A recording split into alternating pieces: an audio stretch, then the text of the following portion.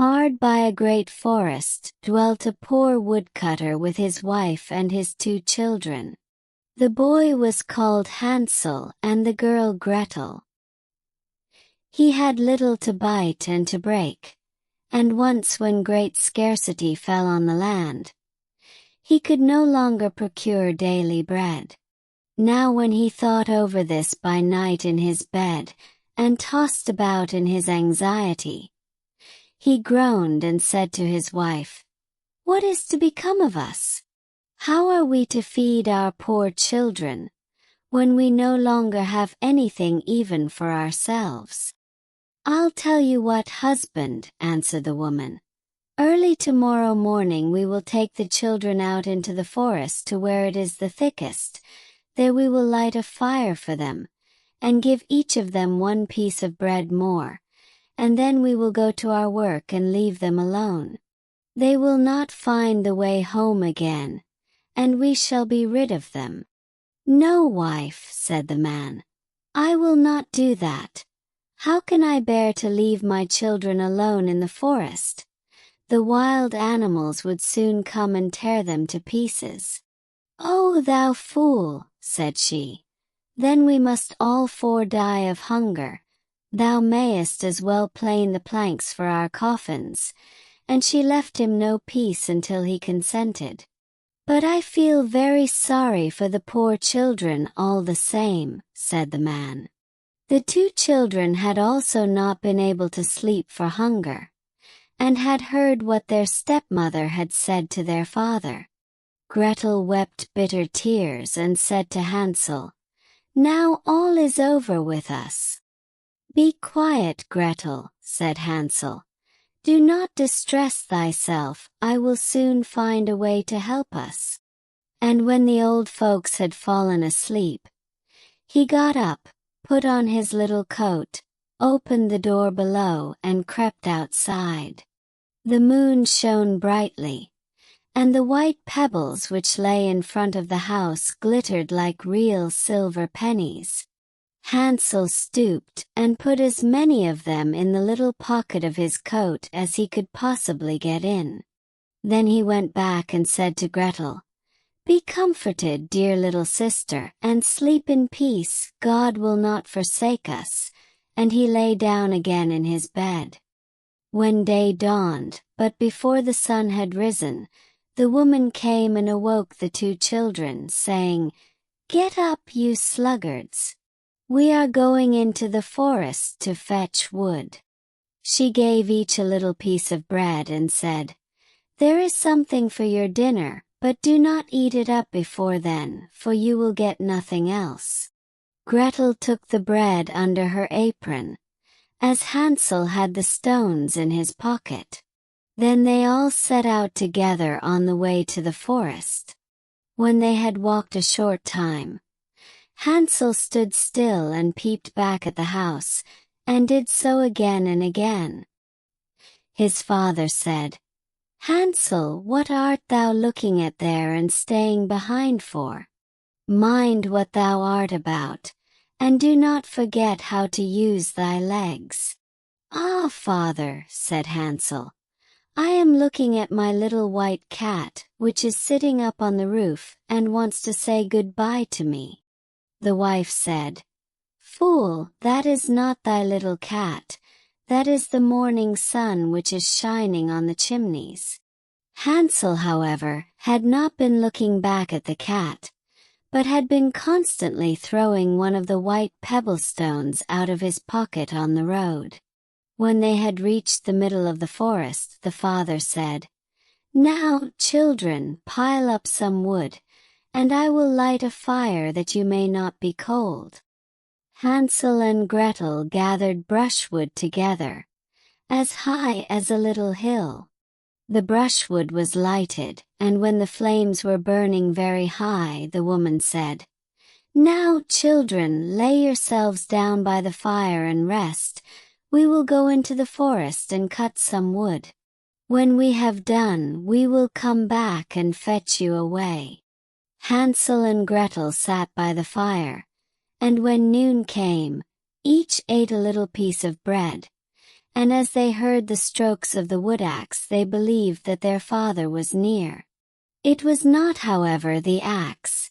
It was a branch which he had fastened to a withered tree which the wind was blowing backwards and forwards. And as they had been sitting such a long time, their eyes shut with fatigue, and they fell fast asleep. When at last they awoke, it was already dark night. Gretel began to cry and said, "How are we to get out of the forest now?" But Hansel comforted her and said, "Just wait a little until the moon has risen, and then we will soon find the way." And when the full moon had risen, Hansel took his little sister by the hand, and followed the pebbles which shone like newly coined silver pieces, and showed them the way. They walked the whole night long, and by break of day came once more to their father's house.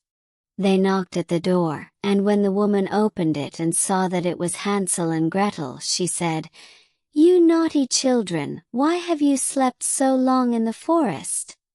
We thought you were never coming back at all."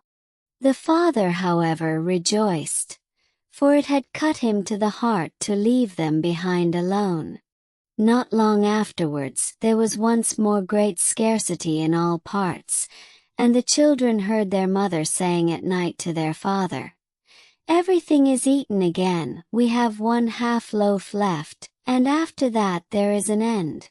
The children must go, we will take them farther into the wood, so that they will not find their way out again. There is no other means of saving ourselves." The man's heart was heavy, and he thought, "It would be better for thee to share the last mouthful with thy children."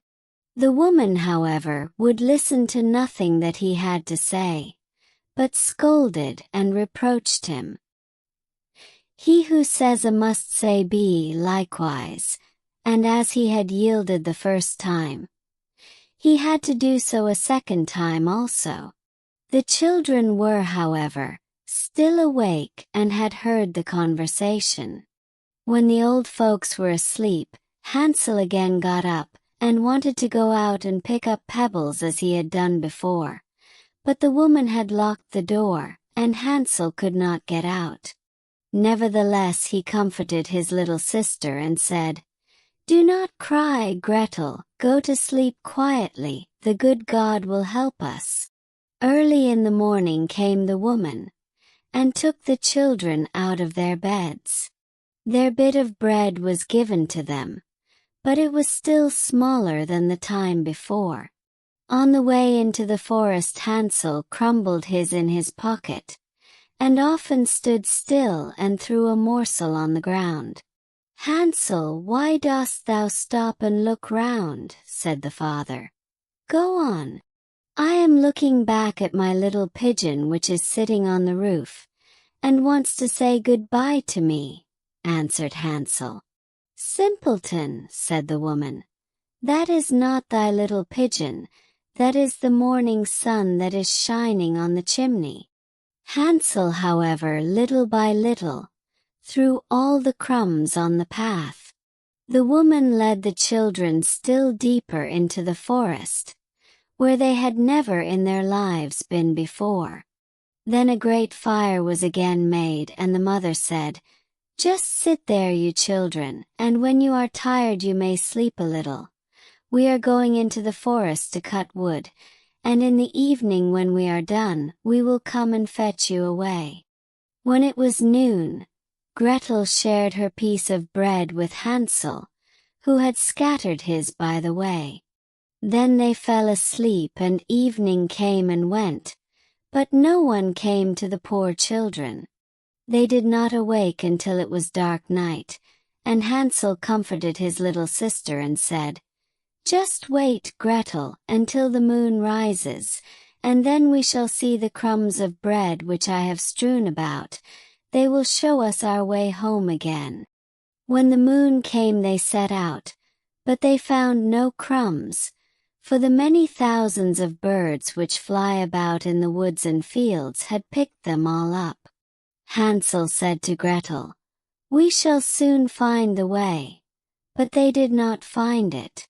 They walked the whole night and all the next day too, from morning till evening, but they did not get out of the forest, and were very hungry, for they had nothing to eat but 2 or 3 berries, which grew on the ground. And as they were so weary that their legs would carry them no longer, they lay down beneath a tree and fell asleep. It was now 3 mornings since they had left their father's house. They began to walk again, but they always got deeper into the forest, and if help did not come soon, they must die of hunger and weariness. When it was midday, they saw a beautiful snow-white bird sitting on a bough, which sang so delightfully that they stood still and listened to it. And when it had finished its song, it spread its wings and flew away before them, and they followed it until they reached a little house, on the roof of which it alighted. And when they came quite up to little house, they saw that it was built of bread and covered with cakes, but that the windows were of clear sugar. "We will set to work on that," said Hansel, "and have a good meal. I will eat a bit of the roof, and thou, Gretel, canst eat some of the window, it will taste sweet." Hansel reached up above, and broke off a little of the roof to try how it tasted, and Gretel leant against the window and nibbled at the panes. Then a soft voice cried from the room, "Nibble, nibble, gnaw, who is nibbling at my little house?" The children answered, the wind, the heaven-born wind," and went on eating without disturbing themselves. Hansel, who thought the roof tasted very nice, tore down a great piece of it, and Gretel pushed out the whole of one round window pane, sat down, and enjoyed herself with it. Suddenly the door opened, and a very, very old woman, who supported herself on crutches, came creeping out. Hansel and Gretel were so terribly frightened that they let fall what they had in their hands. The old woman, however, nodded her head and said, "Oh, you dear children, who has brought you here? Do come in and stay with me. No harm shall happen to you." She took them both by the hand, and led them into her little house. Then good food was set before them, milk and pancakes, with sugar, apples and nuts. Afterwards 2 pretty little beds were covered with clean white linen, and Hansel and Gretel lay down in them, and thought they were in heaven. The old woman had only pretended to be so kind. She was in reality a wicked witch, who lay in wait for children, and had only built the little house of bread in order to entice them there. When a child fell into her power, she killed it, cooked and ate it, and that was a feast day with her. Witches have red eyes and cannot see far, but they have a keen scent like the beasts, and are aware when human beings draw near.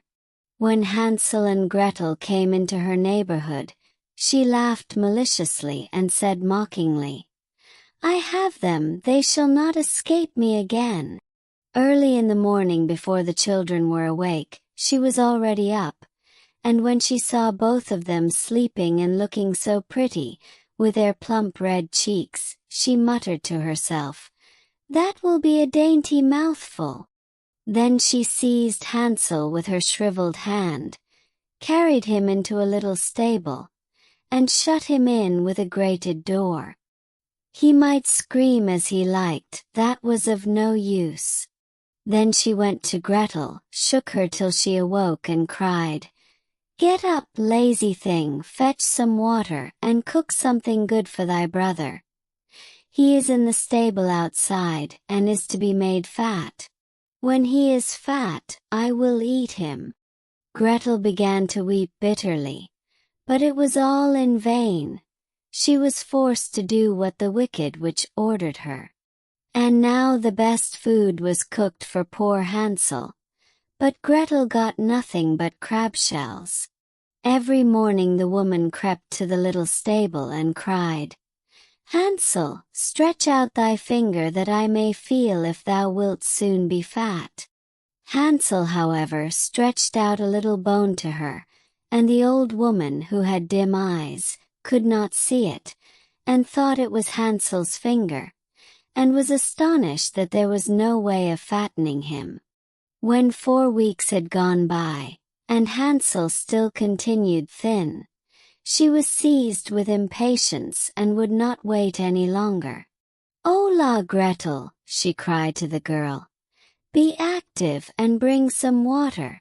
Let Hansel be fat or lean, tomorrow I will kill him and cook him." Ah, how the poor little sister did lament when she had to fetch the water, and how her tears did flow down over her cheeks. "Dear God, do help us," she cried. "If the wild beasts in the forest had but devoured us, we should at any rate have died together." "Just keep thy noise to thyself," said the old woman. "All that won't help thee at all." Early in the morning, Gretel had to go out and hang up the cauldron with the water, and light the fire. "We will bake first," said the old woman. "I have already heated the oven and kneaded the dough." She pushed poor Gretel out to the oven, from which flames of fire were already darting. "Creep in," said the witch, "and see if it is properly heated, so that we can shut the bread in." And when once Gretel was inside, she intended to shut the oven and let her bake in it, and then she would eat her too. But Gretel saw what she had in her mind and said, "I do not know how I am to do it. How do you get in?" "Silly goose," said the old woman. "The door is big enough. Just look, I can get in myself." And she crept up and thrust her head into the oven. Then Gretel gave her a push that drove her far into it, and shut the iron door and fastened the bolt. Then she began to howl quite horribly, but Gretel ran away, and the godless witch was miserably burnt to death. Gretel, however, ran like lightning to Hansel, opened his little stable and cried, "Hansel, we are saved! The old witch is dead." Then Hansel sprang out like a bird from its cage when the door is opened for it. How they did rejoice and embrace each other, and dance about and kiss each other. And as they had no longer any need to fear her, they went into the witch's house, and in every corner there stood chests full of pearls and jewels. "These are far better than pebbles," said Hansel, and thrust into his pockets whatever could be got in, and Gretel said, "I too will take something home with me," and filled her pinafore full. "But now we will go away," said Hansel, "that we may get out of the witch's forest." When they had walked for 2 hours, they came to a great piece of water. "We cannot get over," said Hansel. "I see no footplank and no bridge." "And no boat crosses either," answered Gretel. "But a white duck is swimming there. If I ask her, she will help us over." Then she cried, little duck, dost thou see? Hansel and Gretel are waiting for thee. There's never a plank or bridge in sight. Take us across on thy back so white." The duck came to them, and Hansel seated himself on its back, and told his sister to sit by him. "No," replied Gretel, "that will be too heavy for the little duck. She shall take us across one after the other." The good little duck did so, and when they were once safely across and had walked for a short time, the forest seemed to be more and more familiar to them, and at length they saw from afar their father's house. Then they began to run, rushed into the parlor, and threw themselves into their father's arms. The man had not known one happy hour since he had left the children in the forest. The woman, however, was dead. Gretel emptied her pinafore until pearls and precious stones ran about the room, and Hansel threw one handful after another out of his pocket to add to them. Then all anxiety was at an end, and they lived together in perfect happiness. My tale is done. There runs a mouse, whosoever catches it may make himself a big fur cap out of it.